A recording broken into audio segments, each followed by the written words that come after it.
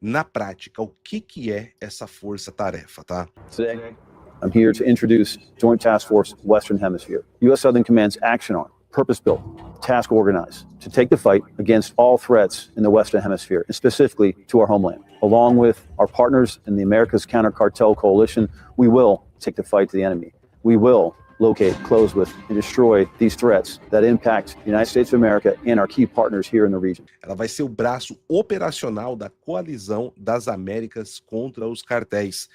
We will apply total systemic friction to these organizations that threaten us and our partners. We are now changing the game.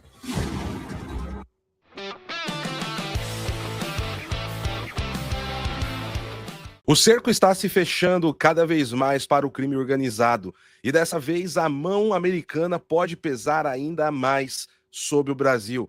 Em um momento onde Lula está totalmente acuado, os Estados Unidos da América fazem um anúncio importante: uma força-tarefa com 18 países em todo o continente para combater o narcotráfico internacional, o crime organizado e mais. E isso vai vir com todo o poderio do exército americano. E agora, as palavras de Múcio, ontem, o ministro da Defesa do Brasil, podem significar ainda mais preocupação. E não estou fazendo tic-tac e nem aumentando nada, meus caros, mas nós vamos entender aqui como essa nova coalizão pode bater diretamente, sobretudo, nas questões do Comando Vermelho e do primeiro comando da capital, o PCC, no Brasil. Eu sou o Paulo Henrique Araújo, seu correspondente internacional, falo diretamente de Washington, D.C., capital dos Estados Unidos, e vamos entender tudo o que está acontecendo. Mas antes eu vou pedir aqui o seu like e também para você se inscrever aqui no canal. Muito bem, vamos para a nossa pauta aqui então, porque o que aconteceu? Nessa segunda-feira, o Comando Sul dos Estados Unidos anunciou a ativação da Joint Task Force Western Hemisphere, uma força-tarefa militar conjunta para coordenar operações contra cartéis de drogas e organizações criminosas transnacionais. Segundo o comandante do Southcom, o general Francis Donovan, a missão será a de aplicar pressão sistêmica total sobre essas organizações. A declaração mais forte que ele deu foi: levaremos a luta ao inimigo, meus caros. Pois é. E essa frase, ela resume bem a mudança que a administração Trump ela vem aplicando para todo o continente americano.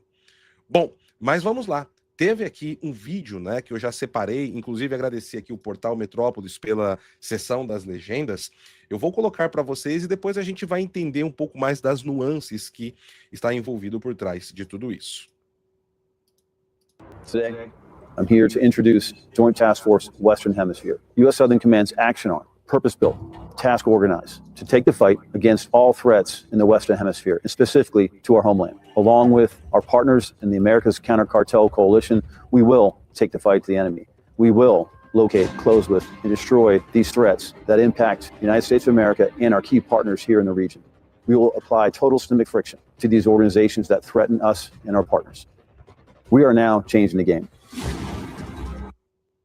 Pois é, aqui vem o logo, né, do Southern Command, né, o Comando Sul, Southern Command dos Estados Unidos da América. Bom, pessoal, vamos lá. Na prática, o que é essa força-tarefa, tá?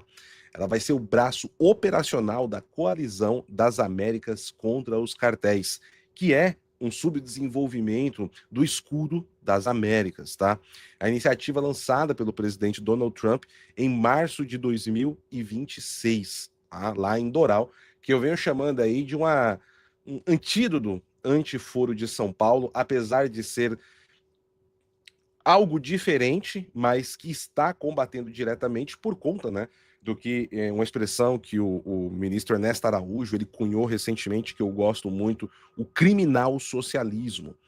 Bom, na prática, ele deverá coordenar as seguintes frentes: compartilhamento de inteligência, planejamento operacional, vigilância aérea e marítima, cooperação entre forças armadas e policiais, combate a rotas internacionais do narcotráfico. Ou seja, meus caros, não é aí apenas uma conferência diplomática, como eu venho falando para vocês aqui desde o lançamento do Escudo das Américas, né? Quando foi feito o primeiro lugar que eu falei sobre o Escudo das Américas foi aqui nesse canal, no PH Araújo, nos Estados Unidos. Se vocês buscarem no dia 7 de março desse ano, eu faço um vídeo muito preocupado com a situação do Brasil estar fora desse movimento. E ali eu previa já algo muito drástico, que é muito do que nós estamos vivendo hoje, né? O Brasil estando completamente à margem das relações diplomáticas, da transformação geopolítica do continente. E agora nós temos até em condições piores do que eu previ naquele vídeo. Ali eu até falo, né, sobre as questões do crime organizado, que deveria ser ainda mais forte, o combate, mas eu não previa que o Brasil estaria sem embaixador nos Estados Unidos, por exemplo, com as relações diplomáticas praticamente cortadas com a Argentina e com tropas americanas lá na fronteira com o Paraguai.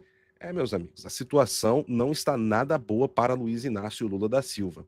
E quando a gente pega hoje, por exemplo, né, o anúncio que foi feito do vice, candidato a vice, no caso de Flávio Bolsonaro, né, tenho certeza que para quem está acompanhando a eleição brasileira, do ponto de vista aqui dos Estados Unidos e dos outros países, ficou feliz, né? Porque o candidato escolhido por Flávio Bolsonaro tem uma experiência combativa na segurança pública e combate ao crime organizado. Então não foi uma escolha à toa, né? Então a gente vê que agora existe uma estrutura militar permanente para executar essas ações. Quando eu cobri a visita, a primeira visita do Flávio Bolsonaro a Donald Trump aqui nos Estados Unidos, no final de maio, inclusive quando estava ali na coletiva de imprensa, a questão do escudo das Américas foi posta ali por muitos dos colegas de jornalismo como uma reunião ideológica, né? E naquela transmissão eu disse: não, não é. Não é, e o pessoal não está percebendo o que está acontecendo. E agora nós estamos vendo a magnitude de tudo isso. Inclusive, vimos muitas análises falando: olha só, o Trump está fazendo essa questão de combate, cartel dos soles, somente para prender o Maduro, é somente uma desculpa. Pois é, meus amigos, Maduro já está encarcerado há 8 meses agora, né? O dia 3 de janeiro, o dia glorioso da prisão de Maduro, já faz aí 8 meses. E o que que nós temos no meio de tudo isso? A continuidade da operação e agora a amplificação. Bom, e quantos países estão participando? Segundo o SOFCOM, são 19 no total, tá? Os Estados Unidos e mais 18 parceiros da América Latina e o Caribe. E o detalhe importante, como vocês já sabem, o Brasil não integra essa coalizão. Não existe uma explicação oficial única para isso, mas nós temos vários contextos aí, né, que eu já estava dizendo aqui, que ajudam a entender tudo isso. O Brasil e os Estados Unidos estão atravessando a pior crise diplomática dos últimos anos, e mais do que isso, Lula está ficando completamente isolado. Todos os seus parceiros na região estão caindo um a um. Boric, no Chile, nós vimos também o Luiz Arce na Bolívia, temos o Ivan Cepeda na Colômbia, que não conseguiu se eleger. A mesma coisa aconteceu no Peru, né? O Luiz Inácio Lula da Silva está vendo tudo o que ele construiu ao longo de 40 anos ruir rapidamente em 2 anos. Já não tem mais ninguém. Até mesmo Daniel Ortega, seu mentor revolucionário e da estrutura de ocupação de espaços e tomada do poder através da Frente Sandinista de Libertação Nacional, deu um pontapé nele essa semana, falando para ele não se meter na democracia nicaragüense. Nossa democracia, nossas regras, praticamente, foi o que disse aí Daniel Ortega para Lula. Cuba, a população está nas ruas. Nesse mês de julho foram 82 manifestações ativas. A Europa está fechando a porta para Lula, tarifas sendo impostas até por aqueles que ele desesperadamente liga pedindo ajuda. Xi Jinping na China, Vladimir Putin na Rússia agora parece ser o condão de Lula, né? A quem ele tem ligado até mesmo para negociar sobre diesel. Pois é, em um momento que isso pode fazer com que as tarifas impostas pelos Estados Unidos subam mais 100%. Né? Acho que Lula não está calculando muito bem os movimentos.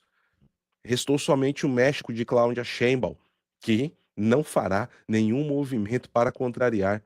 o presidente dos Estados Unidos, Donald Trump. A situação é muito complicada diplomaticamente, pessoal. Mas a gente voltando aqui, né, sobre o nosso tópico principal, por que isso apresenta uma mudança tão grande, né? O presidente Donald Trump ele mudou completamente a classificação dos cartéis de drogas e os grupos de crime organizado. Antes, os cartéis eles eram tratados principalmente como um problema policial. Agora, o governo americano enquadra eles como organizações terroristas, nós estamos sabendo já, a ameaça direta à segurança nacional americana e inimigos estratégicos dos Estados Unidos da América. E essa mudança, ela apareceu formalmente, como eu venho dito, na formulação do Documento de Segurança Nacional dos Estados Unidos, publicado em novembro de 2025. Bom, o que muda na prática agora, tá, pessoal? O emprego de inteligência militar conjunta com todos esses países, o uso da capacidade do Departamento de Defesa ou como que o presidente Trump chama, o Departamento da Guerra, sanções financeiras, operações conjuntas internacionais, maior integração entre militares e agências policiais. Pois é, e o Brasil está de fora de absolutamente tudo isso. Esperança do Brasil, na visão de Lula, é Xi Jinping, é Vladimir Putin. Tá? Ditadores autoritários.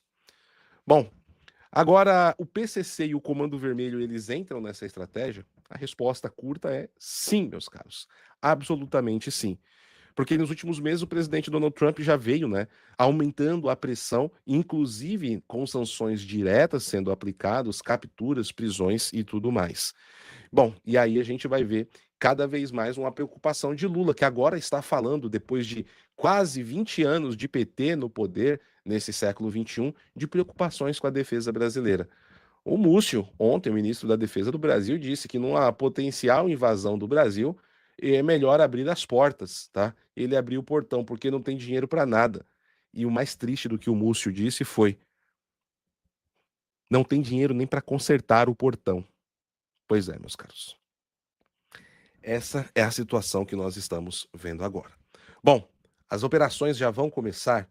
Ainda não temos informações, mas não há um anúncio sobre uma grande operação específica. Mas no Equador é onde a coisa está mais quente, tá?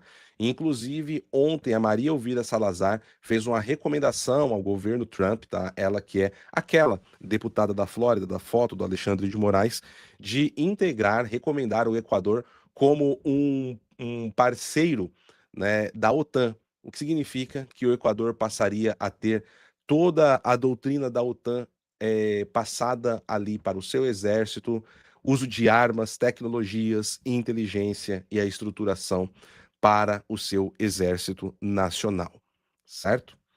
Bom, é isso, meus caros. Vamos ver até onde o Brasil aguenta mais de Luiz Inácio Lula da Silva. A situação vai ficando muito, muito crítica e preocupante para a nossa nação. Muito obrigado pela audiência de vocês, pelo carinho. Vou pedir mais uma vez para vocês aqui darem o seu like, compartilhem esse vídeo, pessoal. Chamem parentes e amigos aqui para se inscrever no canal. Estamos pertinho da marca de 100 mil inscritos para receber aqui a nossa plaquinha. Esse canal tem 6 meses, está crescendo muito e eu conto com a ajuda de vocês para isso, tá certo? Fiquem todos com Deus, um forte abraço e até mais tarde. Tchau, tchau. Estar nos Estados Unidos foi o maior upgrade da minha carreira como jornalista. Mas aqui o sucesso só acontece se você está preparado. Hoje eu não estaria no centro dos acontecimentos se não dominasse a língua inglesa. E é justamente nesse ponto que o curso de inglês da B-Way foi fundamental para mim. Quer abrir as mesmas portas? Não espere você perder uma oportunidade para começar a estudar inglês. Prepare-se agora. Faça o maior e o melhor curso de inglês online do Brasil, a B-Way. Acesse o link na descrição agora.